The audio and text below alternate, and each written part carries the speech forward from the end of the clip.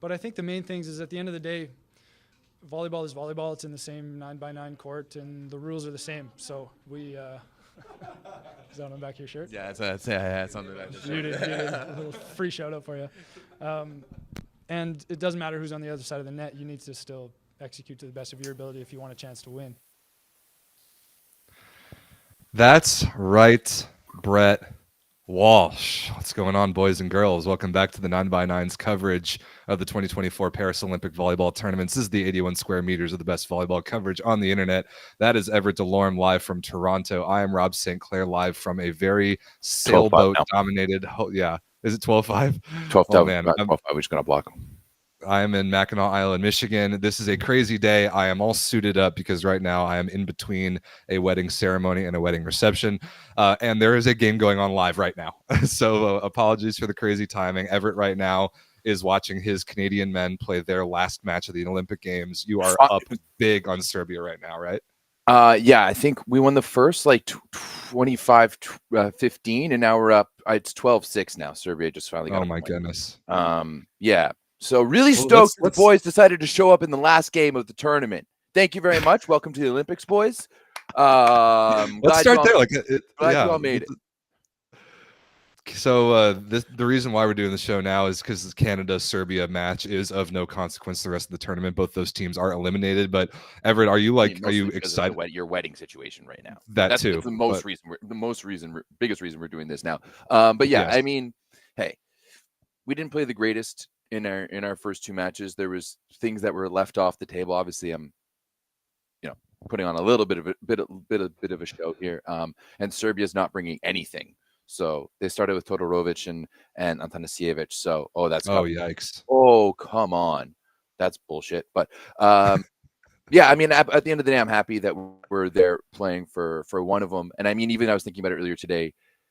Had a few things gone differently in the fourth set against Slovenia, we would have been able to force a fifth, and then who knows what would have happened then, So we were pretty close, and I want to cap it off with some good play, and that's what we're doing right now. So that's good. Good to hear. We'll keep an eye on the score. I'm not watching it. I don't have enough screens, but I'm sure Everett, you've got it on, and you can react accordingly when anything notable happens. Keep us updated on what's going on in set number 2.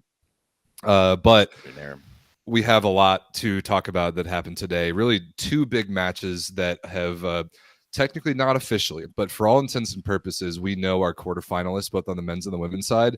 And first and most importantly, congratulations to the Dominican Republic. Bro. The Dominican Republic is in. They are clinched in the quarterfinals, and it was so dramatic. So dramatic. This was actually a really entertaining match to watch. I didn't watch it live. I watched it back on replay this morning. But yeah, this was actually a really, really entertaining match to watch. And I felt that Netherlands had control in the first set. They controlled the pace, they controlled the gameplay, and they were playing their style.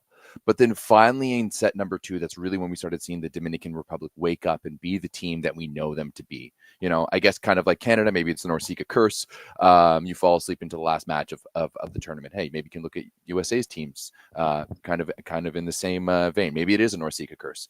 But once they started going, they started going. Peña Isabel was fantastic.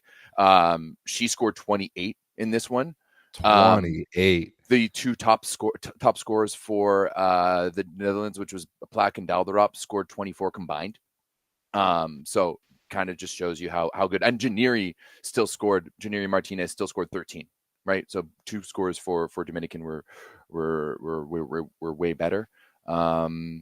That's been a theme for the Netherlands the last couple of days, inability to score. And we'll get to that. We can talk about the match. I want to explain though what the situation was going in and kind of why it was so dramatic. And the deal was going into this last block of women's pool play games. Really, there were 3 teams fighting for one spot. Technically, the United States is not yet qualified, but all we need to do tomorrow is take one set against France, which we would be heavily favored to do, and we're in as well. So it was the Netherlands, the Dominican Republic, and Japan fighting for one spot. And this match here, Dominican Republic versus Netherlands, was first. if either of these two teams, Netherlands or Dominican Republic, had won this match and gotten 3 points out of it, so 3-0 or 3-1, that winner would have taken the quarterfinal spot. But if the match had gone to 5, regardless of the winner, Japan, assuming their 3-0 win versus Kenya, which they got, Japan would have gotten the last quarterfinal spot, which made this all the much more dramatic because the Netherlands got that first set. Dominican Republic then had to win 3 sets in a row in order to stay alive. And once the Dominican Republic won the third set, the Netherlands were dead. They no longer had any chance to advance. But still, the Netherlands had set point in the fourth, 24-22. And if they had forced 5, Japan would have qualified. So Japan needed the Netherlands to get 1 more point. But there were 2 crazy rallies, both on the Dominican Republic serve, that they got back to 24 all. And then they ended up winning it in overtime on like a ridiculous scramble play. And Everett, you were telling me just before we went live that you thought that was like a perfect microcosm of Dominican volleyball, the way that they won that last set in overtime. Yeah, it was like, it was just scramble, scramble, scramble, make an athletic play, right? And that was Dominican. And they might be the most physical team in this tournament across the board. And yeah, they don't have much of a system when they play. They don't, their level of skill is pretty good, but not fantastic. It's pretty good in the sense that they'll keep the ball alive. And that's what they're really good at. They keep the ball alive until they're able to go, but it's not necessarily the prettiest. But yeah, when they're on.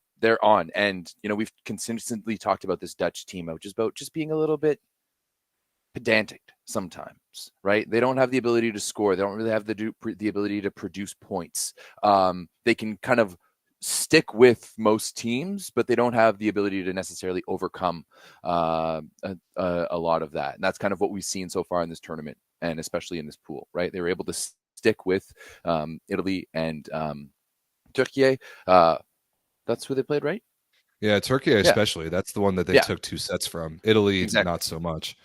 I mean, they were still there and like competitive in the game. They were still fighting, right? That's first set, That's what we were discussed about. But yeah, the Dominican Republic ultimately pushed it through here to the dismay of Japan and the Japanese fans. And I mean, we can talk about that afterwards when we touch on the next game. But yeah, I mean, we'll see. The Dominican is going to have a long road to go once they get into the quarterfinals. Like whoever did get that last spot there was going to have a long road with whoever they have to play in the first round.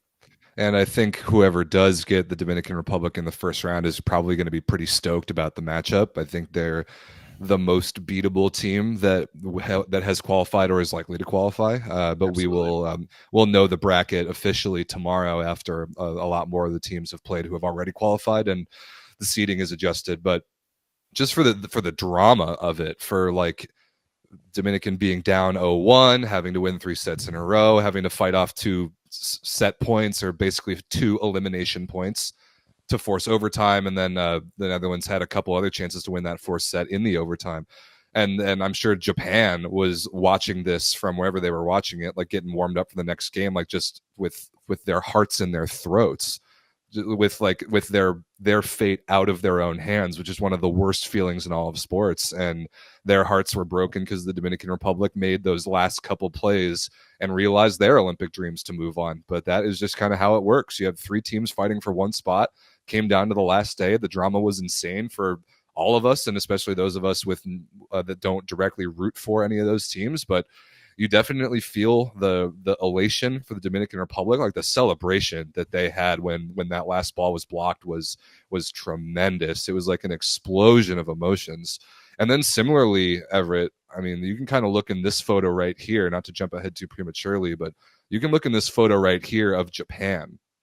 The Japanese women, after their 3-0 win versus Kenya, knowing that before that match there was nothing that they could do to keep their tournament alive, and knowing that it was their captain and leader Serena Koga's last match with the national team, like their emotion is similarly strong but completely on the opposite side. And to be honest, I think you used the worst photo for this, because trust me, there was one photo that was much worse. But the only other team photo was much worse. No, that's what I'm saying is that I think you should have used the more emotional photo of Koga crying after the match was done, because that like this there's like they're all smiling. They look happy. I mean, I do want to go back. You're getting too ahead of yourself here, Rob, and I do want to stop. Hold your roll. But yeah, I'm very interested to see how the Dominican's going to answer in the future, because now I think they're on a little bit. So I think they may make it a little bit interesting moving forward.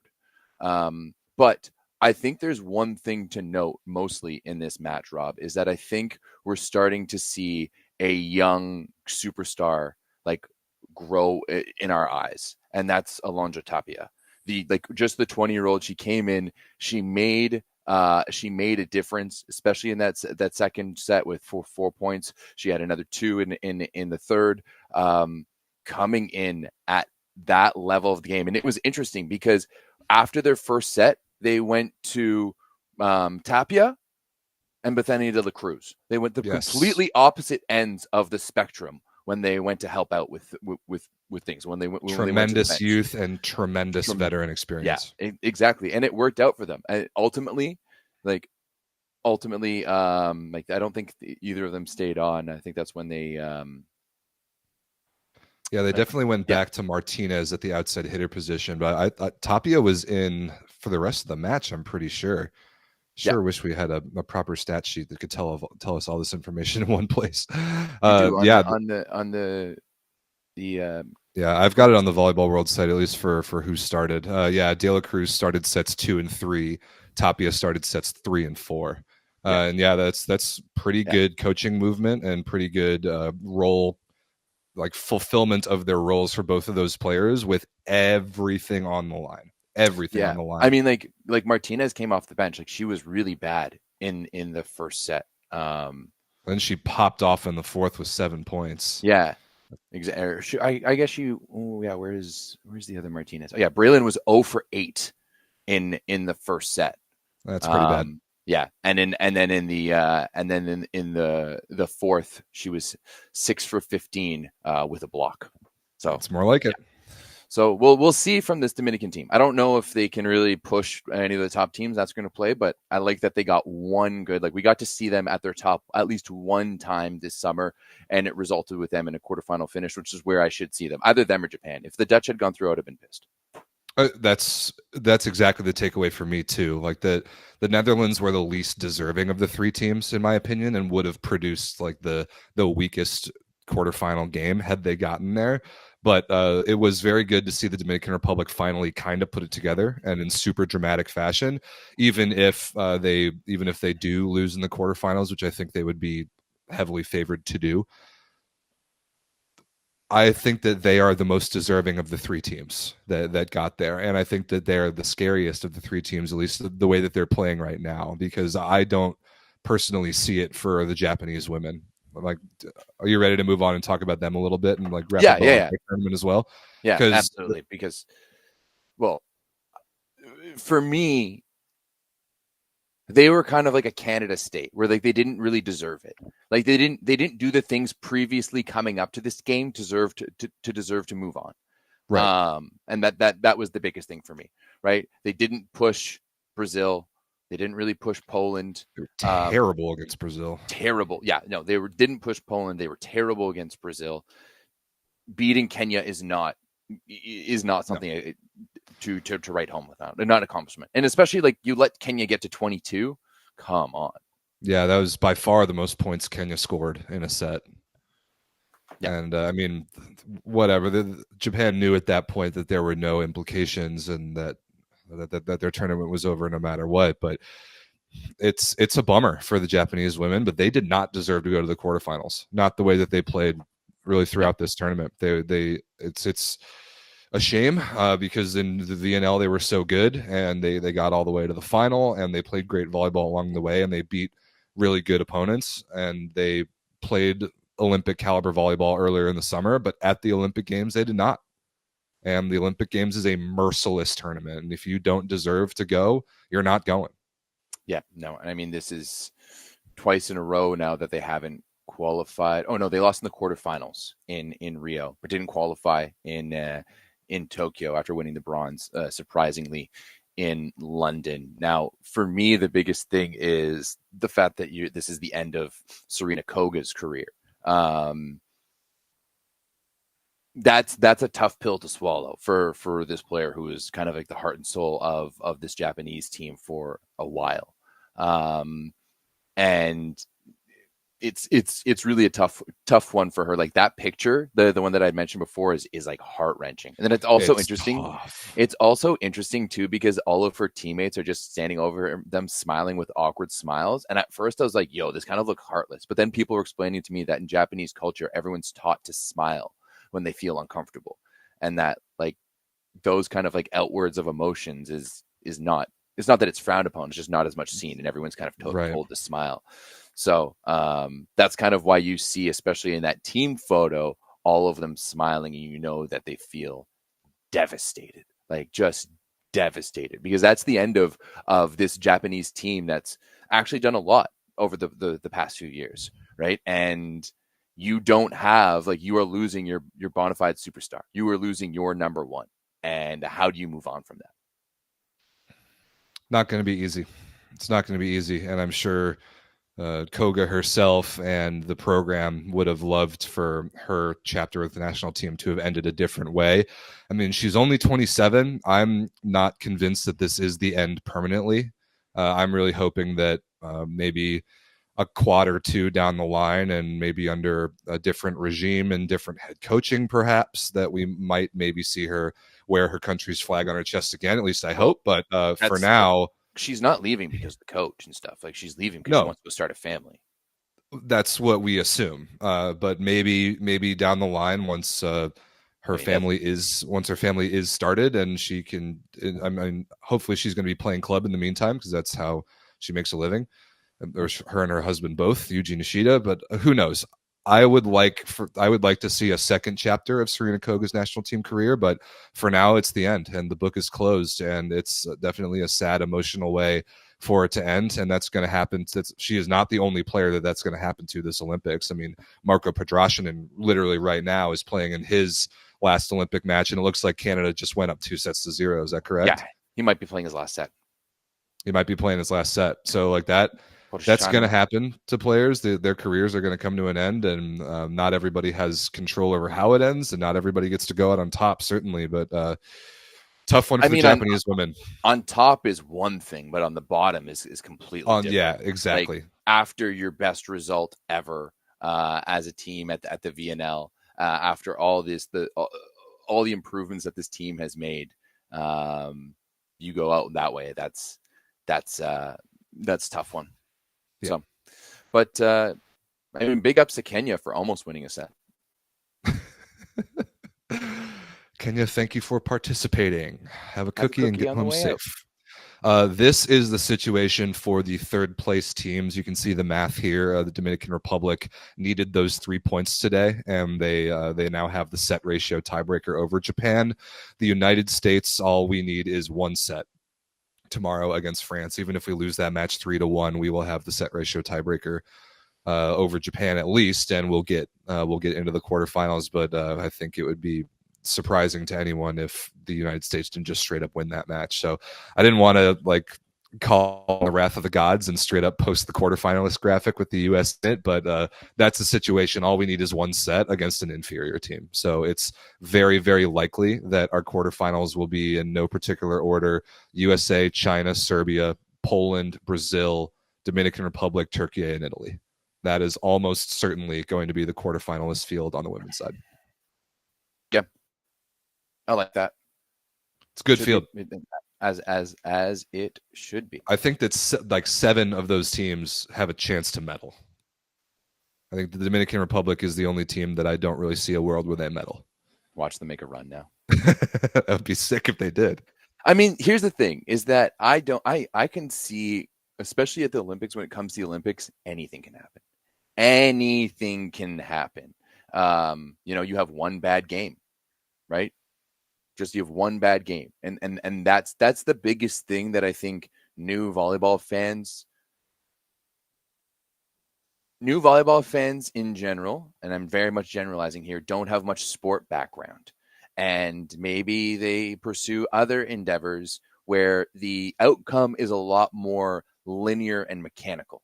And it's much more algorithm driven and based. Whereas in sports, things happen just because of the vibes. Things happen just because of momentum. Things happen just because of how you feel on a particular day. Look good, feel good, play good, baby. And that extends to so many different areas as an athlete. So you can have one thing. Like there's a clip that's going on right now about I think it was like when the Miami against Boston in the NBA Finals, and Boston had set the bus to like mess around and get the Miami team like to the court like 40 minutes before the game, and LeBron was just like, "All right, like let's go, like let's get this job done." And I completely forgot where I was going with this story, but that's a cool story. What was I saying before? It is a good story. The take is that sports are played by human beings, yes, and exactly. the things that affect human beings, just like you and I, affect athletes and the outcome of games, especially when there's pressure involved. And there will be no more pressure in any of these athletes' lives than playing in an Olympic elimination game. So anything is possible. And speaking of Olympic elimination games, we have a lot to talk about on that subject on the men's side. But first, two things to remind you of. The first is that if you want a subscription to VBTV, which you all do, and you're all going to get it, it's a matter of when, not if. When you pick up your subscription to VBTV or you renew it or whatever, you should do so with the direct link in our video description. That helps us out. It gets you access to all the volleyball there is in the world, except the Olympic Games, unfortunately. But when you go to do that later this fall or whenever it is for you, use the link in our description, please, and thank you. Absolutely. And while you're at it, you can head over to shop.volleyballworld.com, and you can pick up one of the official Paris 2024 Olympic game balls from Mikasa. And there's plenty of other things. You can pick up all the VNL merch there, the special edition Ollie ball. There's Japan VNL gear. There's plenty of stuff over. There's the equal jerseys, if you remember the equal jerseys from Keep the Ball Flying. There's plenty of things that you can get over on the Volleyball World shop. So head over to shop.volleyballworld.com and check it out. And we have a direct link in our description for that as well that you should use. All right, Everett. It's here. We have a bracket to look at. We have a bracket, and this is one of the most exciting things for any sports fan is to have a bracket in front of you to look at. And this one in particular, this one is maybe the most perfect bracket we've ever seen. It's so good, dude. It's so good.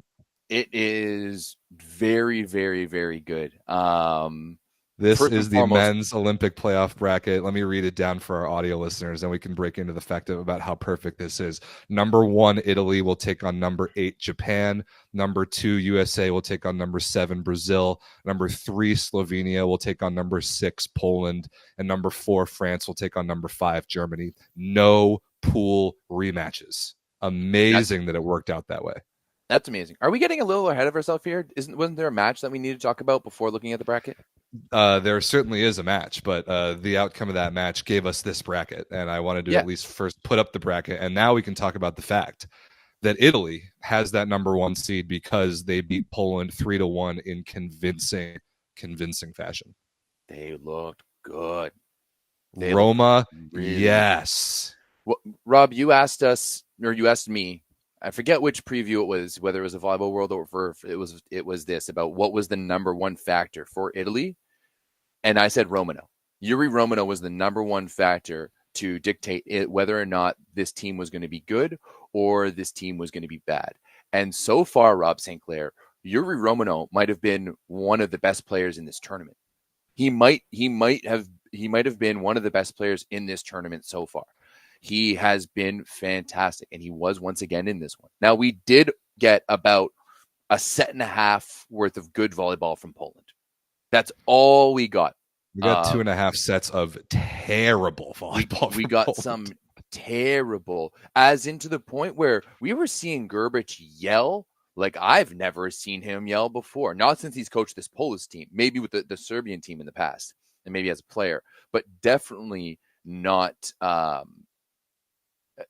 so far as the Polish national team coach. He was upset, and for good reason. This Polish team did not come to play. They did not come to play. They looked horrendous for 2 sets. And then they figured it out a little bit, but there's a lot of major question marks for Poland as now they sit in the 6th seed spot, going into a place in the Olympic Games where they have only ever failed. Remember, they've lost in the quarterfinals the last 5 Olympic Games in a row.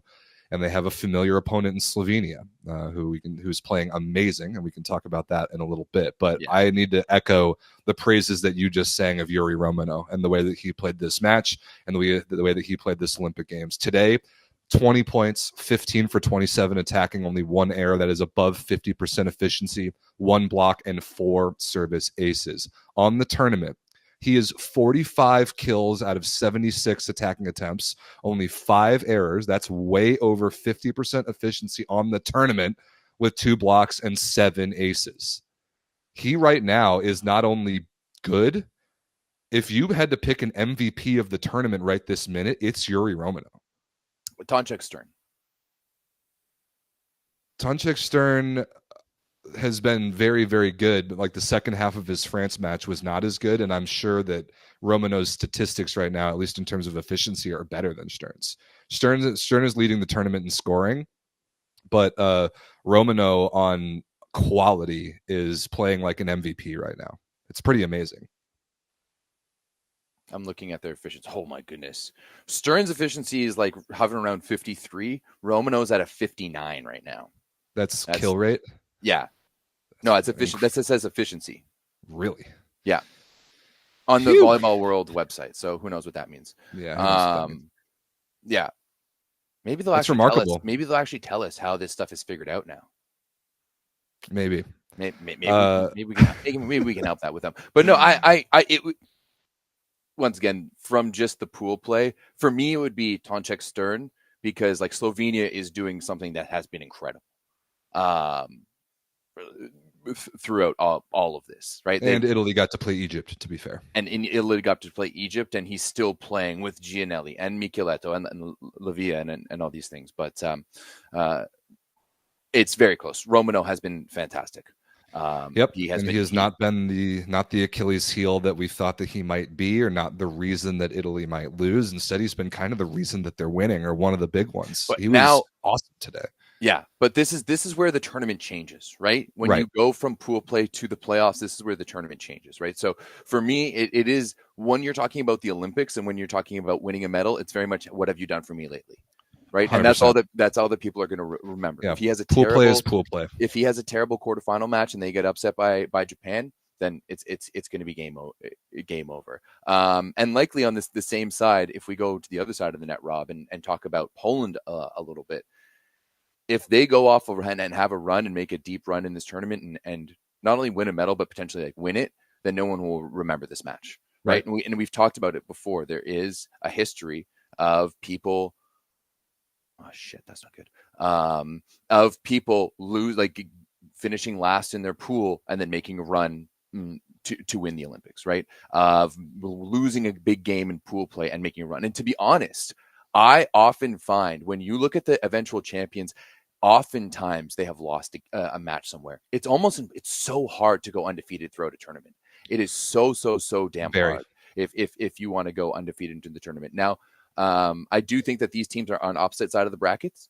Yes. Yes, they are. Yeah, they're on opposite sides of the bracket, so they may not see each other until the final again. And if that were to be the case, potentially how things would go, I would give it advantage Poland, just because I say it all the time. I might as well put it on a shirt. It's really hard to beat a team twice in one tournament. I agree. But this Polish team had some issues. They used what seemed they used literally everyone. Yeah, all 12 players. Use all 12 players. We saw different combinations in terms of left sides. Leon was the one guy who got to play the entire time. Same thing with Bartosz Kurek, who I thought had an atrocious match, and I don't know why. Horrible. I don't know why he wasn't subbed out before, and this is exactly what I talked about in the previews and saying that he's a one-dimensional player. He can score really, really well, but if he doesn't really do a bunch of other things well, and when he's off, and he can be a black hole because he demands the ball and he just makes errors and doesn't get it done. So yeah, 12 for 31 today is not doing 7 it. errors. Yeah, not 7 good. errors is not doing it for me. From Bartosz Kurek.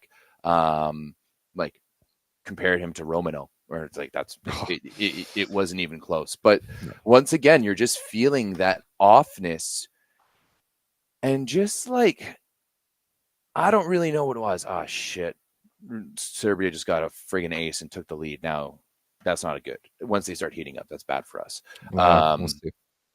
So, and then once again, Serbia in the third set, crazy. But like, dude, this Polish team, they just turn off. And they just seem uninterested. Like you're at and literally, sorry, one more thing I want to say. Please. Gerbic at one point was like, "This is the Olympic Games. Like we need to get going." And he was like red in the face and yelling at them. And it's like, bro, why is Gerbic bringing the fire? One of you needs to step up and grow a pair. What's going on?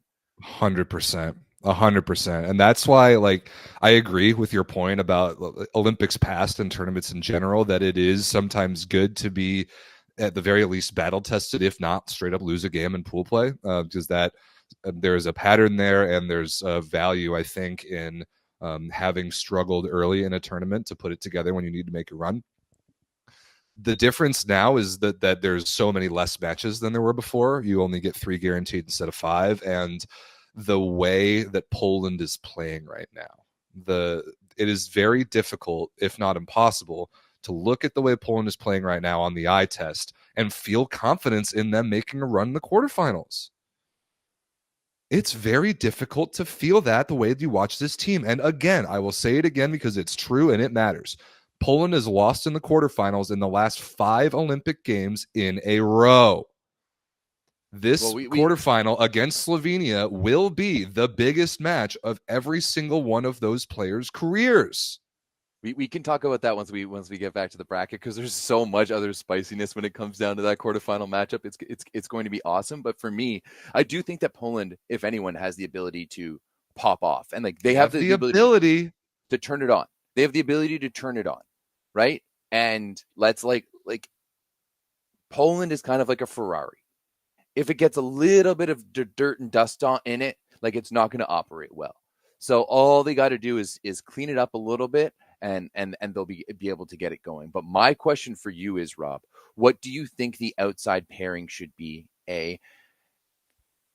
Actually, I'm not even going to ask the second question because we already know the answer. No, we're not going to see Kaczmarek. It's stupid. I know they win with him. It should be the way it is, but I agree. Who do you think it should be on the left side? And fuck, they just got Ivovic now got an ace on us. That's okay. Come on, Canada, turn it around, figure it out. Oh man. So Tomáš Fornal started today. He came back. It was the first time we saw him since the ankle injury. He went 1 for 4 with an error, just like never really got an opportunity to get in the game. Yeah. I don't understand what the deal is when Fornal plays for the Polish national team. He just doesn't get the ball. What is Janusz's deal just not giving him the ball? I don't really understand what's going on there. And if that's the case, where he's just on the court to pass and do nothing else, then put someone on there who you at least trust to give the ball, whether or not it's fair to Fornal, which I would argue it's not. Put someone on there who you trust to give the ball to. I kind of think right now it should be Leon and Semeniuk. Yeah, Semeniuk was pretty good when he came in, especially in that third set. He really helped lead them. Actually, I think he led the third set in scoring. No, where's my stats here? No, he led Poland in scoring, but Romano basically led all the sets. But he did lead them in scoring. And yeah, Semeniuk honestly wasn't that bad. He was 9 for 20 with 4 errors. But if I'm going to continue to preach reception chemistry, like the way I'm doing with the U.S. women and Plummer and Cook playing club together, I'll do the same thing with Leon and Semeniuk. They played at Perugia together all season. And while Leon was in and out off the bench, like they have more reps passing next to each other recently than any other combination of Polish outside hitters. So That is what I personally would do, and I really like the way that Semeniuk has played this Olympic game so far. But who knows what is going on inside the mind of Nikola Grbic right now? This is a man with an Olympic gold medal as a player. He knows what this stage is about. He knows how to get it done. How can he impart that on a team that the only Olympic experience they have is choking in the quarterfinals? How can he bridge that gap there somewhere? That's his task in the next 2 days. That is a massive task. I do also want to discuss Marcin Janusz, because I think that he has been. Here's the thing. I hesitate to say that he's been underperforming, because I think he's been performing kind of at par. Like I think Marcin Janusz is a very consistent deliverer of the ball.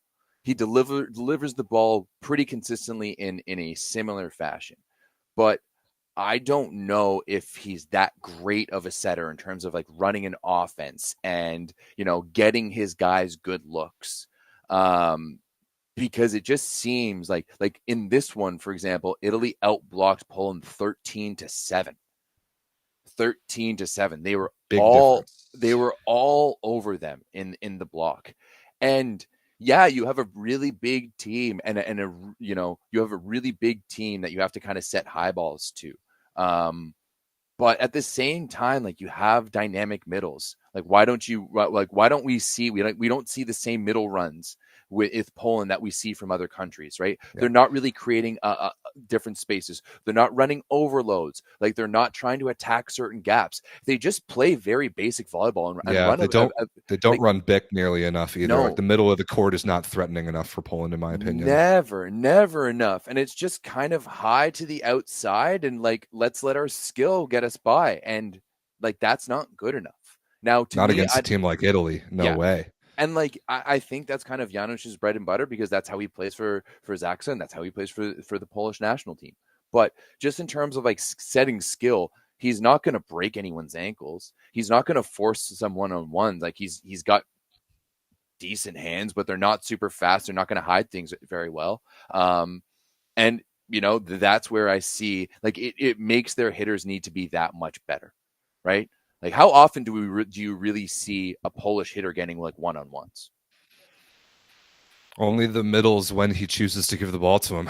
That's really kind of. I agree with you. I think that's a good assessment of what's going on with the Polish offense right now. It's a little bit similar to what I think might be going on with the French offense right now.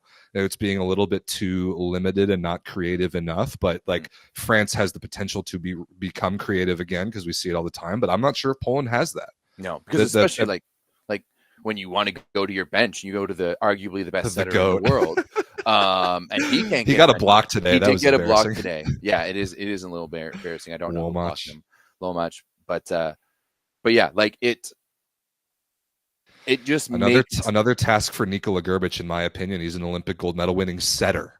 He was a setter, a great one, an all-time great one. That's if there is a man who can engineer an offensive game plan, that would be the guy. But can he get that through Janusz's head, through Janusz's hands, and onto the floor in an Olympic quarterfinal? Another really important task. What's the deal with Canada over there? Just tied it up at 17.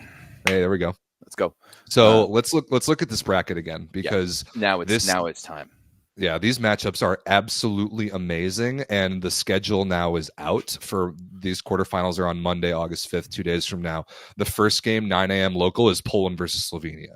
So not only are those two teams, the history is there, Poland's giant question marks are there, Slovenia is playing awesome, but they're also going to have to do it at 9 a.m. local. So there's another layer to that. Italy versus Japan is the 1 p.m. local game.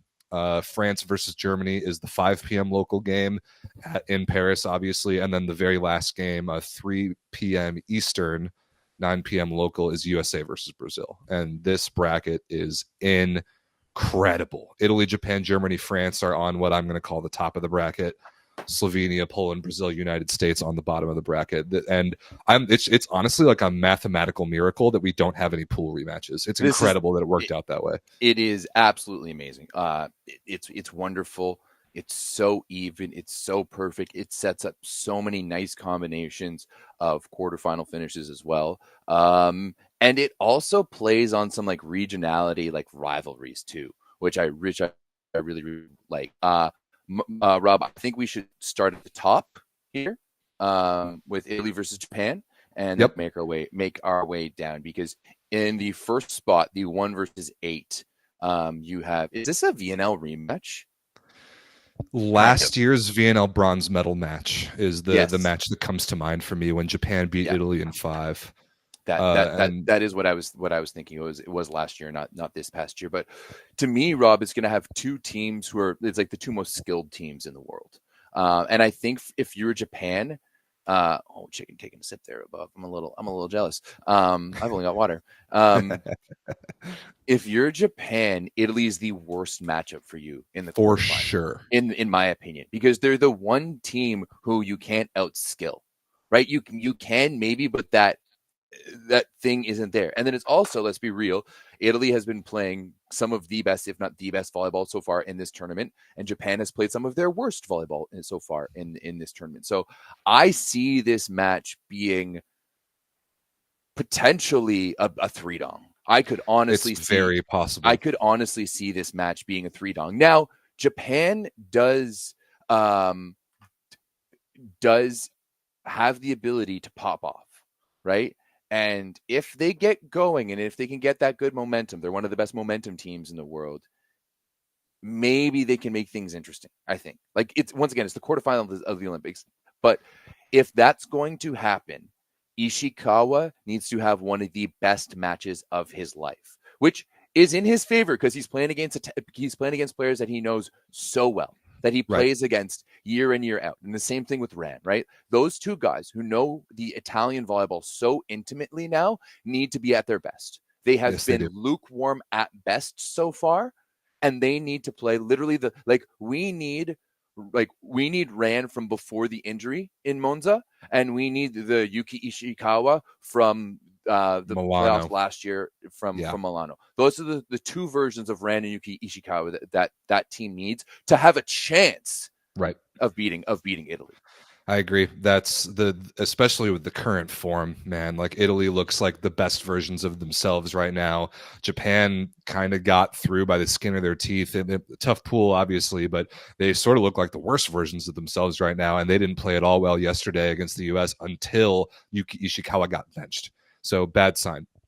The only thing going in Japan's favor is that this is the Olympic quarterfinals, and anything can happen. The chaos element and the sort of human and emotional elements of this is the only thing that I see being in Japan's favor, because if it's just like volleyball and current form, this is a 3-0 for Italy. But again, this is the Olympic quarterfinals, and chaos and anything can and will happen.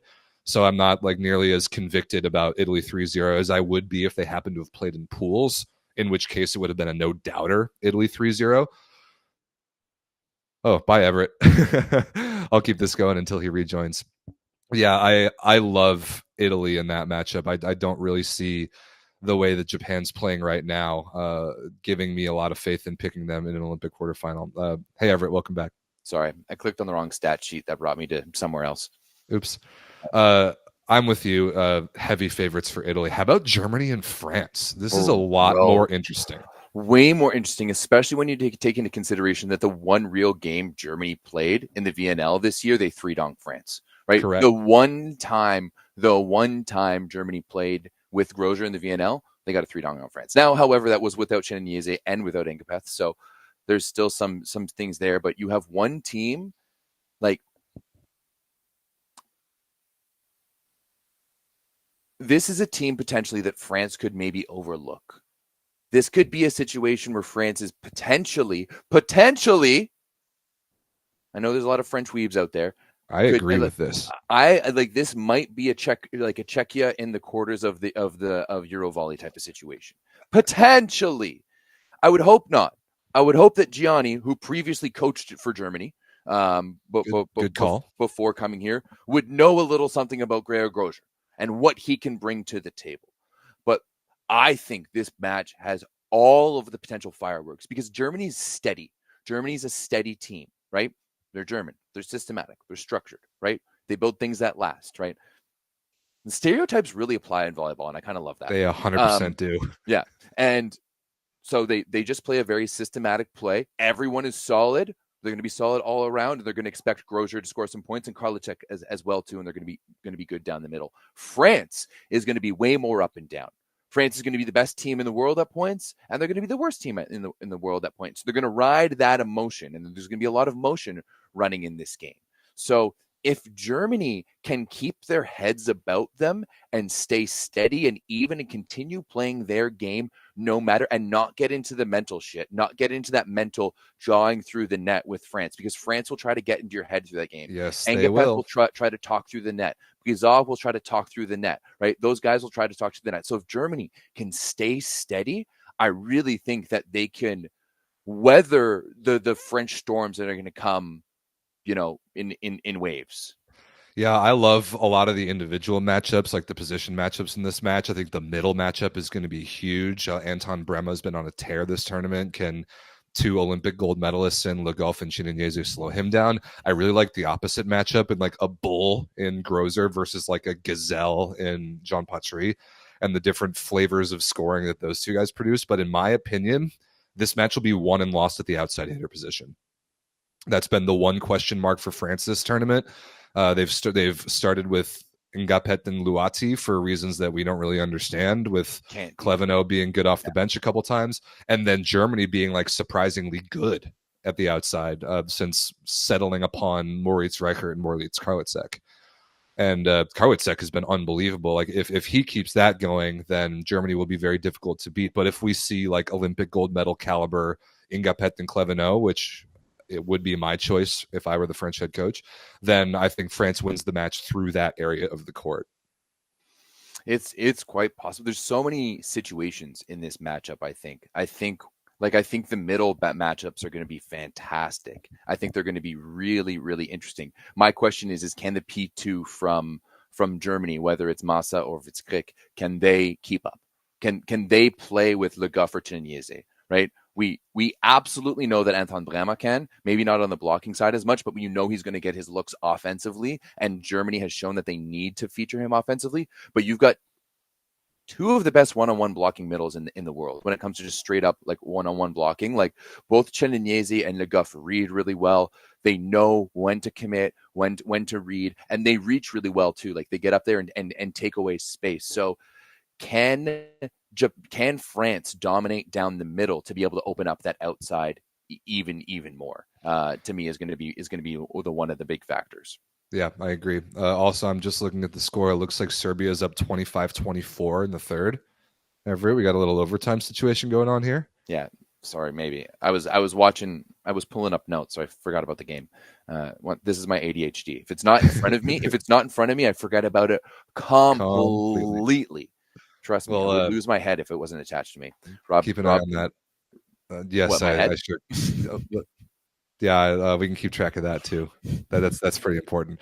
Slovenia and Poland is like, volleyball fans couldn't have dreamed of a spicier quarterfinal match than this. I already talked about the curse of the Polish quarterfinal. We know how much pressure they're going to be under to handle that. But there's also the Poland and Slovenia history. We talk about it a lot. Poland has beaten Slovenia the last couple times they've played in meaningful matches, so we will put that on the record. We know that Poland has won recently. Yes. But in playoff situations, historically, when this Polish team has been under pressure to advance in a tournament and they come up against the Slovenian team, it has gone Slovenia's way before. That's what I'll say about that. European Championships 2014. Why is there 2014 and 2015? That would have to be 15, 17, 19. I can't remember the exact Euros history, but those two teams have played in bracket many times. Also, Everett, I'm just noticing that it looks like Serbia won the set. Yes, they did. That's what I said. Fuck earlier. European Championship qualifying. Actually, Slovenia beat them in that. Then Slovenia beat them in 2015 in the European Championships. They beat them in 2017 in the European Championships. Then they beat them in 2019. They beat them at the European Championships. and 2021 as well. They beat them at the European Championships. At the VNL, it's been a different story. Slovenia usually mostly wins during the pool play, and then Poland has won in the playoffs. Poland did exercise those demons by beating Slovenia in the quarterfinals, I think, once again in the 2023 European Championship. So a lot of history from these two teams. Most of Slovenia's success in terms of winning 4 medals at the past 5 European Championships has been on the back of beating Poland. Correct. Yeah. So good vibes there for them. However, like the VNL bronze medal match this year, Poland absolutely dismantled Slovenia. But that's VNL, and that was a bronze medal game. So take that however you will. Exactly. And I felt like that maybe Slovenia was a little bit exhausted at the end of that run.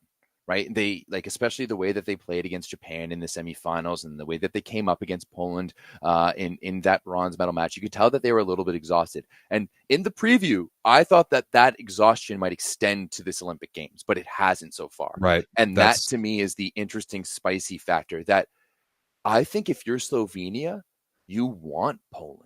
I agree. I think they absolutely do. Because this is the group of players that has beat them consistently. They've built their careers. They've made names for themselves by consistently beating this Polish team, right? And maybe not this exact version of the Polish team because there's been so much turnover. When you look at the variations of the Polish programs over the years and playing against basically setters, opposites, like the entire program has moved through. Kurek is the only one left, right?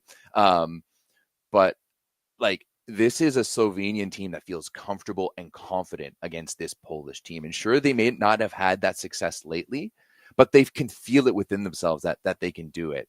And on Poland's side, I think because of how much pressure, and it comes down to this, not only are you trying to overcome a quarterfinal curse that you have been unable to, you are doing it against the team that you previously were known to have a quarterfinal curse against. It's just double, right? Yeah. I think if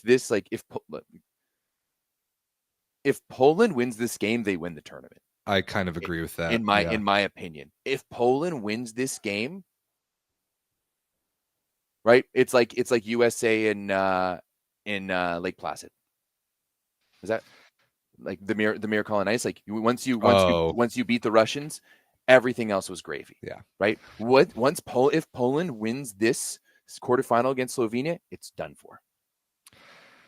But certainly not going to be easy. And current form obviously favors Slovenia. They're playing unbelievable. Poland is not. But it's the Olympic quarterfinals. I'm it's weird, Everett. Poland has been so uninspiring, and Slovenia has been so good that I'm actually wary of picking Slovenia to win this game. I actually kind of have a feeling that Poland's going to win this game. Well, that's and you see that especially at the Olympics sometimes where a team is doing so well and one team is maybe a little bit struggling and you hit that quarterfinals and everything changes. Yeah. Everything changes. So that's why I think that this match is truly a toss-up. Yeah. Is truly a toss-up. What was their rankings again? How did they 3 and 6. Slovenia is 3 overall. Poland is 6 overall. And then Japan and France is that 4 or 5 game. Man, that's perfect. That's France so perfect. Is 4, Germany 5. It's incredible. This bracket's so good. So and then last but not least, Brazil versus the United States. What an all-time classic and another big moment in the Olympics. Oh boy! Rob, by the way, I'll start off with this. I texted Eric Shoji yesterday when it was clear, after we beat Japan, and it was clear that we were either going to get the 1 or the 2 seed, and we would either play Japan again or Brazil. And I asked Eric, "Do you have a preference between the two?" And he said, "No." Of course, he's going to say that. Of course, he's good. He's come on. No, I agree with him. I don't have a preference either. I love the way we match up with this particular Brazilian team. I mean, he gave you a media answer. I hope you know that. What, Rob? For some context, this will be the 1, 2, 3, 4, 5, 6 in now 6 Olympics. This will be the 7th time that the USA and Brazil have met at the Olympic Games. They met twice in Athens. US won their pool play game 3-1. Then Brazil beat you guys in the quarters, I believe, 3-0. In Beijing, semis, I think. I'm not sure. I think we beat Greece that year and then lost to Brazil. Ancient history. We're talking about Athens. Doesn't matter. In Beijing, the U.S. beat Brazil 3-1 in the final. In London, the U.S. beat Brazil 3-1 in pool play.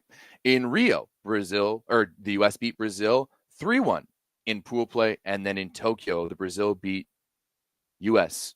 3-1 in pool play once again. So overall, in the past 20 years at this very tournament, the U.S. has been 2-5. Yeah, 2-5 against Brazil. We won a gold medal off of them.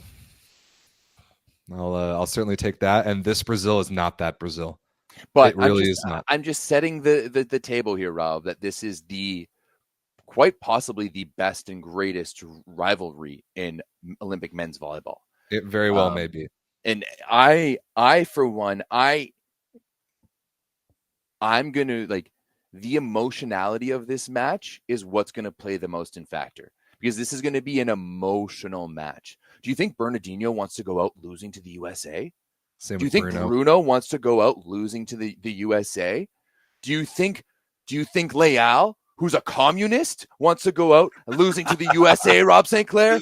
Do you Leal think is not a communist? There's a reason why he left his home country. I was trying to make this like a rah-rah Disney speech. I don't know if that worked. I thought I did pretty good. But this game, because of everything that goes into it, right? It's kind of like, I mean, rivalries aren't that big in North American sports compared to European sports. And, when you talk about like a derby match, and sometimes there's going to be a team at the top of the table and a team at the bottom of the table. But when they have that derby match, it's a cutthroat, close match that goes to the end. And that's what I'm expecting. I'm expecting a five-set banger from this match, because this is a veteran Brazilian team that won't lay down and just lose to the USA the way that Japan did just yesterday, right? No doubt about it in my mind. I think the U.S. is a better team. They have a better roster. They're better built. And I'm not necessarily going to say they have more momentum, but they've won, more games, basically, in this tournament so far. But I think that Brazil just emotionally and mentally won't let the USA get the better of them, and they're going to fight tooth and nail to the end. I'm sure that they will. That I don't doubt that at all. I have the utmost respect for Brazil and Brazilian sports and Brazilian volleyball, especially at the Olympics. We are better than this team. This U.S. team, the way that they're constructed, the way that they're playing right now, we are better than this Brazilian team. And if we are mentally prepared and can handle some of that emotion being in the Olympic quarterfinals and the pressure and the finality that comes with that on both sides of the net for us and them, if we can handle that, we're better than them. We are a better team than them, and I love the matchup. I really like our ability to put pressure on all three of their wings. If Adriano comes off the bench again and goes 50% efficiency, then good for him, but I don't see it. No. I love our matchups in the middle. We've been amazing in the middle of this tournament. Brazil has not. I really like our ability to put pressure on Darlin to score in an Olympic elimination game. I've got USA 3-1. And I think it could be real similar to some of the games we've played in pool play where we go up. You guys are losing the third set. I lose the third set. That's what I would pick, because I think we would go up 2-0, lose the third, win the fourth, very much like Japan yesterday. But I love this matchup. I'm really excited for it. I think U.S. is going to win in 5. Okay. And I think Brazil wins the first. U.S. wins the second. And then Brazil, they're looking good in the second, then Brazil trounces them in the third. And the U.S. battles in a back and forth fourth before taking it in the fifth. That's could my be something like that. That sounds like the match we played against Germany in pool play, and I could see that going that way, especially if a similar change is made where we bully Bruno into getting substituted off by his father, and then Cachopa comes in and changes the flow, just like Johannes Thiele did for Germany when we played him in the same situation. And Cachopa's flow is one that could disrupt the USA. Most definitely. He is one of those flow setters and runs his offense at a tempo that doesn't work well. Shit, guys, come on. Doesn't work well against the USA. It's now 9-6. We're down 2-1. Don't go 5. So, me started about this. Like, I'm Yeah. getting texts from non-volleyball people being like, "What's going on, bro?" I get I've been getting a lot of texts from non-volleyball people this week. It's good. It's a good thing, especially because the US has been good, but I've had a lot to respond to. But yeah, this Brazil USA match for me is going to be an emotional battle. Like once again, like you can talk about the X's and O's all you want. I get it. You're an engineer. You only think that way. You have no emotion on you. That's why you're the autism side, not the ADHD side. That's why we work. We're both neurodivergent. But I think that this one's going to really come down to the emotional side of it. And can the USA keep that in check? Because Brazil is comfortable playing emotional. They're comfortable riding that tightrope, and they're the best when they do that. When Bernardino's yelling at the ref and he won't get carded because refs have been told in the FIVB not to card him. I mean, That's remember a fact, by the way. Well, I mean, this is what a ref told me in 2012. Who knows if it's the same in 2024, right? So let's take it with a grain of salt from over a decade ago.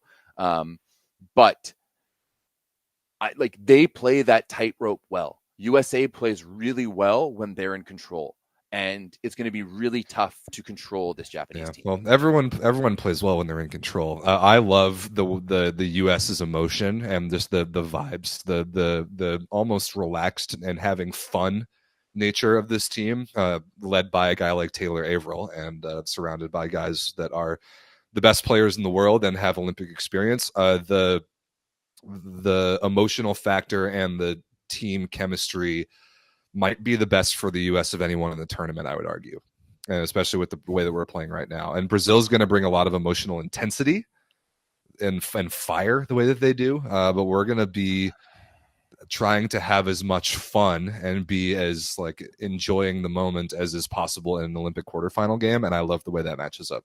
Yeah, I've got us 3-1. Rob, would you be mad if I watched that match from the beach? You can do whatever you want. That sounds awesome. If I'll be too nervous about it to watch it from the beach, but I think you should do it. Yeah, I don't know. Because I'm going camping right after the Olympics, and it's a long weekend here in Toronto, in Canada, not just in Toronto, all of Canada. So my friends are all going to the beach to plan our camping trip. And I was like, they're all talking about it. And I was like, I kind of want to go to the beach, but it's the quarterfinal. Do the show from there. I may end up doing, I'm just going to preface it that I may end up doing the show from there. We'll see how it goes. That would be awesome. So that is the men's quarterfinal bracket. I cannot wait for it. Everett, I have wedding obligations to get to. It is going to be a very fun evening. But I think that was a pretty comprehensive preview of what we can look forward to on Monday and on the men's side. Last but not least, no, not that. Sorry, I'm pressing the wrong things here. There we go. We're going to look at the schedule for tomorrow. We've got 7 women's teams qualified. The United States plays France, and if we win a set, we're in officially. Just a lot of really, really good matches on the women's side that will have a lot of effect for seeding and just tell us a lot about how these teams are playing against great competition. Italy, Türkiye, France, USA, China, Serbia, Brazil, Poland in that order tomorrow. Honestly, 3 banger games and then a likely layup for the United States. Okay. Yeah, you're right. I got defensive there because when I always get annoyed when you say likely layup for the United States, but no, you're right. Against France, that 100% is. No, it's because you say it so casually. You think everything's a layup for the US, and then you get so pressed. Then you get so pressed when I suggest that other teams might be decent as well. I will get annoyed at you if you suggest that France is going to beat us. Oh no, I will get annoyed at you if you say that. I mean, maybe I do it now because I like annoying you. It's fun. Getting you riled up is the only reason I do this show. But Italy versus Türkiye, I think, is an absolute banger. That's a potential final. China versus Serbia, I think, is awesome. An absolute banger. You've got China, who's been playing fantastic, and Serbia, who had total roller coaster, and Brazil, Poland, that one's another toss up for me. Another this tomorrow is going to be the best day of women's volleyball, hands down, and I can't wait for it. Sure. Yeah, can't wait. So we'll be back tomorrow at a more normal time. After that last match, I'll be back home at my normal setup, and we will have 2 brackets to look at. We will have only high-intensity single elimination volleyball after tomorrow's games and for the rest of the Olympic Games, and that is going to be awesome. So thank you all for watching and dealing with a little bit of a goofy schedule today. Everett, I wish Canada the very best of luck and not getting reverse swept in their last Olympic match. So go crack another drink. I'm so mad. I know. I have no go drinks. crack another drink. I'm going to do the same, and we love you all very much. Thanks for watching. No, I have no drinks. I need to go get drinks right now. Bummer. Okay. Bye, guys. Thanks, people. We love you.